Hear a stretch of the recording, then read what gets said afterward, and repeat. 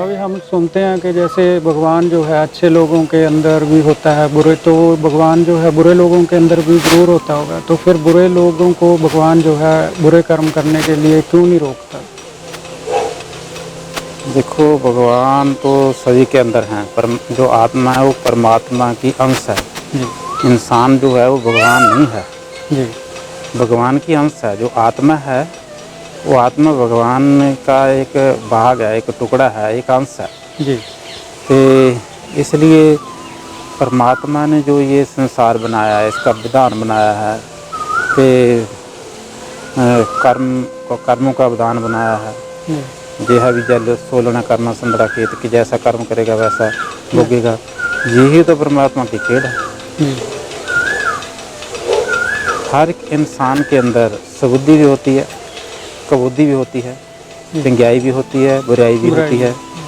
जो आत्मा है, जो भगवान है, भगवान का टुकड़ा है, या भगवान की अंश है, उस पे जो अंतस्करण है उसमें वो पर्दा पड़ा हुआ है। ये तो एक बॉडी हमारी शरीर है, तो बॉडी में जो है शरीर में प्राण चलते हैं।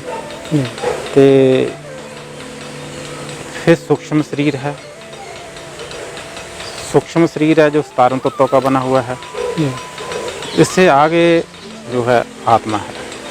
आत्मा का जो कनेक्शन है वो भगवान से, ब्रह्म से, परमेश्वर से जो मिलता है, फिर वो पूरा होता है। इसलिए परमात्मा तो मनमुख के भी अंदर है, गुरमुख के भी अंदर है, जो परंतु जो गुरमुख है उसने इसको प्रकट कर लिया अंदर। ऐसा भी बात नहीं है कि अच्छा करता या बुरा करता उसके साथ आवाज़ नहीं आती। जो हमारी सेल्फ कॉन्शियस होती है, आत्म ज़मीर होती है, उसकी आवाज़ भी होती है। जो को बुरा करना, बुरे करने का ख्याल मन में आता है, तभी उसको जो बुद्धि है उसको वो प्रभु ने ऐसा सिस्टम बनाया है जहाँ माइंड है, यहाँ बुद्धि भी साथ दी है, वो उसको अच्छे बुरे का विचार साथ भी बता देती है, साथ भी बता देती है कि इसका कर्म ये तो बुरा करेगा, इसका फल जो है वो बुरा मिलेगा। इसलिए फिर उसको वो ये आवाज़ को दबा देता है, उसको सुनता नहीं है।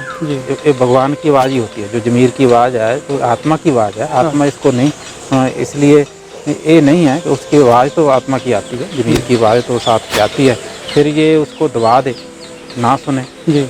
तो इसलिए भगवान तो रोकता है, गुरुओं के रूप में उस संसार में आता है, तो वाणी के रूप में उतरा है।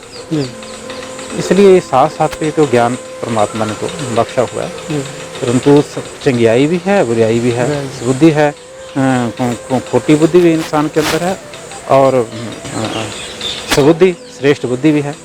इसलिए ये साथ साथ पे चलते हैं।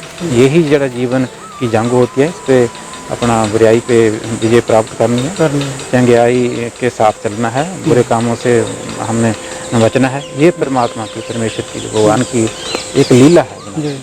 अगर आदमी बुरे काम से बचना चाहता है, हाँ, बच सकता है। कैसे? मतलब वो आत्मा की आवाज़ भी आती है जी, और एक ज्ञान भी है, बताया भी गया है हमारे शास्त्रों में, गुरुओं ने बताया, गुरुओं ने वाणी में बुरे कर्मों का फल भी साथ साथ पे लिखा हुआ है। ऐसा होता है। तो वो ऐसे कैसे, मतलब जो है उसको फिर कैसे काबू पाएगी उस चीज़ पे? मान लो कोई करना चाहता है कि मैं बुरा काम ना करूं, बुरा काम ना करूं, इसकी बुद्धि भी उसको बोल रही है, बट फिर भी कई बार वो जो गुरु है वो बचाता है, जी, सत्संग है वो बचाती है, जो वाणी है और वाणी वो बचाती है, जो प्रभु के प्यारे हैं, संत भक्त लोग हैं, वो बचाते हैं। वो इसको, हमारी चंगियाई को शक्ति देते हैं। जो बुरे कर्म हैं वो उसको ख़त्म करते हैं। माइंड पे जड़ा है चंगियाई का असर होता है फिर।